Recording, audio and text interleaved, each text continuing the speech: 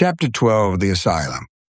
The black lacquered carriage jolted forward, its stallion's hooves carrying a staccato rhythm on the frozen road.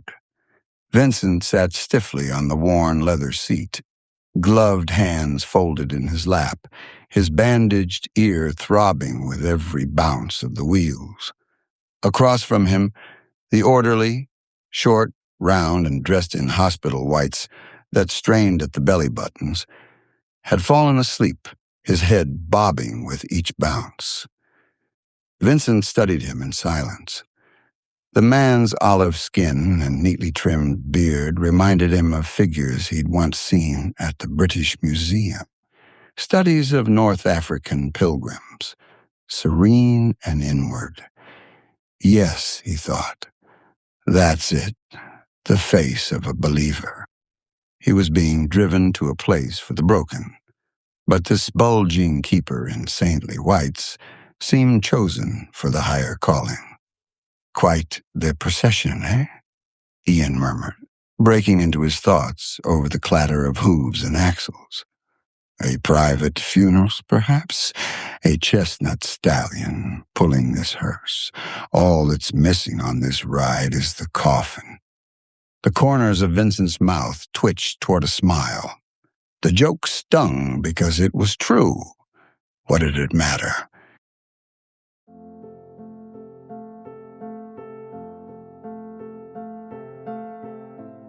He turned to the window.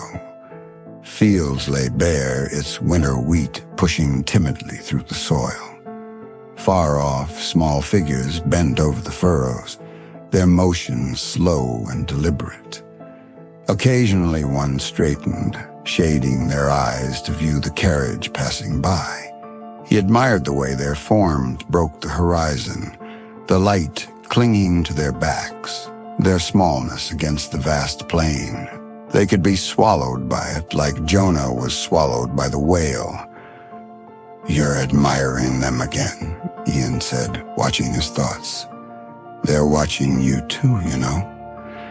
A small sideshow in their day of toil." Vincent's lips barely moved. "I'm not their audience," he whispered. "They are mine. Long after they're gone, someone will look at my work and know these people breathed this air, they broke this soil." The wheel caught a rut, bouncing the carriage violently. The orderly stirred, blinked, and mumbled before sinking back into his soft, nasal hum. The first outlines of San Remy came into view, low stone walls, terraced hills, and the faint shimmer of olive groves at the foot of the Alpiles. The carriage rattled into town. "Picturesque, isn't it?" Ian said dryly. "A perfect place to make history." Vincent leaned forward, taking in what he could, the town's narrow, shuttered streets, women in dark dresses sweeping their doorsteps, others stooping by the public fountain. Men in brimmed hats loitered outside the boulangerie, pipes clamped between their teeth. They barely looked up as the carriage passed. The air smelled of dust, bread, and smoke. A dog barked twice, its echo bounding down the tight walls of the street. Vincent drank it all in, every color, every worn edge. The blue door frames chipped and sun-faded, the dusty pink stone of the facades, the sagging terracotta roofs where moss gathered in the seams. Even decay had its palate. Beyond the town, the road narrowed again. Cypress and oak rose black and slender against the sky as they began the climb toward Saint-Paul-de-Mausole. The old monastery turned asylum. There, just beyond the woods, the building emerged from the rock itself. A Romanesque relic, its cloisters hidden behind high stone walls. The bell tower cast a long shadow across the courtyard. "Goodness," Ian murmured. "I think I'm having a moment with God. Father would have loved this place." Vincent's reply came as a breath. "It's beautiful."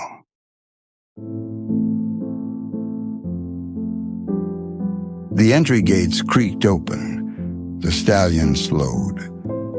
Two attendants in gray coats waited.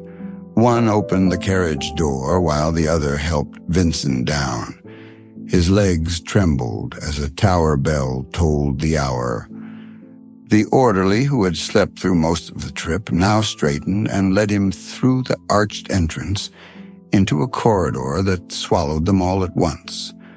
Vaulted ceilings, damp stone, the echo of murmuring voices. From adjoining rooms came whispers, prayers, sudden bursts of laughter, and now and then a cry that sliced through it all. Patients drifted along the walls like shadows, faces blank, eyes downcast. Vincent did not recoil. He felt a strange kinship, a recognition of the lost. In the reception room, the air was clean, almost sterile, but for the faint perfume of decay. Behind a heavy oak bureau hung a crucifix nearly as large as Christ himself. A door opened. Dr. Théophile Peyron entered, a tall man with weary eyes and a beard that framed his mouth like parentheses. He greeted Vincent with cautious, professional warmth. "Welcome to Saint-Paul, Monsieur Van Gogh. I trust the journey was not too taxing." Vincent nodded, uncertain whether to speak or simply endure. Peyron's pen scratched softly across the ledger. "And your sleep, Monsieur Van Gogh?" His eyes stayed on the page. "Irregular," Vincent admitted, watching the doctor's careful script. Clean fingernails, steady hand, graceful loops of ink. Finally, Peyron looked up. "And the incident in Arles?" Vincent's fingers rose toward the bandage, hovering just short of contact. Silence thickened. "It was a misunderstanding," he said softly, "of myself." Peyron studied him a moment longer before writing again. Then he spoke of rules. The gardens could be walked only under supervision. Painting was permitted with consent. Each evening ended with prayer in the refectory. Visitors were limited. There would be quiet, rest, and, above all, order. "Order," Ian snorted. "Exactly what we've been missing. Ask him if turpentine rags are part of the program." When the interview ended, an attendant led Vincent to his quarters. The hallway curved beneath low arches, rounded wooden doors lining each side, each marked by a number.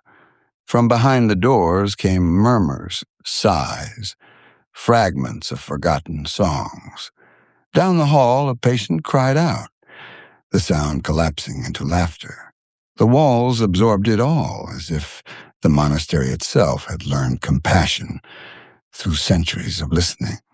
His room was near the end. The attendant opened the door without ceremony. It was small. A narrow bed with iron rails, a wooden chair, a table scarred with use. On it lay the essentials of confinement: folded linens, a towel, institutional clothing, soap, a pitcher, and cup. Thanks to Dr. Ray and Theo, there were also the tools of his salvation: sketchbooks, canvas, brushes, and paints. Vincent dropped his satchel on the bed and listened to the latch click behind the departing attendant. For a long moment he stood to the window, fingers gripping the sill. Even confined, he felt the pulse of life outside, the rhythm of wind through branches of cypress trees bending in the wind, and beyond them, the yellow stubble of wheat fields running to the base of the Alpiles. "There's your new studio," Ian said softly. "Bars for lines, shadows for brush strokes. Perfect." Vincent unpacked his paints. The familiar weight of them steadied his hands. He moved the table to the window and began to sketch his view. Trees beyond the garden walls, hills rolling away, the pale shimmer of sky. Vincent's pencil moved faster, darkening the folds of the hills. Ian's tone softened. "You know," he said, "I'm glad we're here. No rent, no debt, no expectations. Just people, landscapes, buildings, sky, wind. It's everything you need. Maybe they'll let you paint the angels who guard the mad." Vincent smiled faintly. "No angels," he whispered. "Just light." He lost all sense of time. When at last he set the pencil down, dusk had gathered in the corners of the room.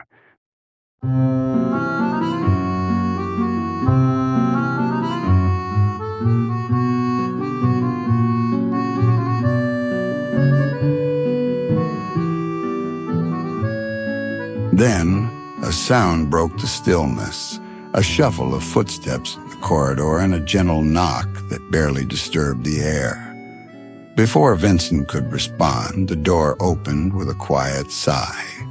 A small framed monk, wearing a modest brown robe secured by a simple white cord at the waist, entered the room carrying a pewter vase of water, the face shadowed by a downturned hood. The monk's hands extended from the bell-shaped sleeves, and with delicate fingers untied the sisal cord around the waist, opening the thick fabric, revealing gracefully curved bare skin under the faint streaks of moonlight spilling through the window. Vincent inhaled sharply. The hood was pulled back, and she lowered the robe from her shoulders, allowing Vincent to take in her form fully. "Bonsoir, monsieur," she said, her voice low and measured. Vincent could see before him a goddess, square shoulders, etched collarbones, and delicate definition, toned, smooth, and embraced by flawless mocha skin. She met Vincent's gaze with intent clarity and moved towards him, each step slow and intentional, closing the space between them. Vincent opened his mouth to say something, and her index finger covered his lips. She gently shook her head and lightly brushed the growing anticipation beneath his clothing. A tremor traveled up Vincent's spine like an electric current, awakening dormant nerves as he gave in to this surprising visitor. Astutely undoing his belt and buttons, his garments pooled at his feet while revealing his desire, bared against cool room air. With tenderness and deliberate pacing, her hands embraced his most sensitive places, eliciting from him an involuntary, breathless reaction. She took his hands and placed them on her small, firm breasts. Her body shook with an eruption of goosebumps across her skin. Her mouth found his, and she slipped her tongue deep inside, tickling the back of his throat. A soft gasp escaped his lips as her fingers encircled him and began their intoxicating dance upon his length. "I rather like this therapy," Ian whispered. "We've only just arrived, and already your prayers have been answered." Their contact was magnetic.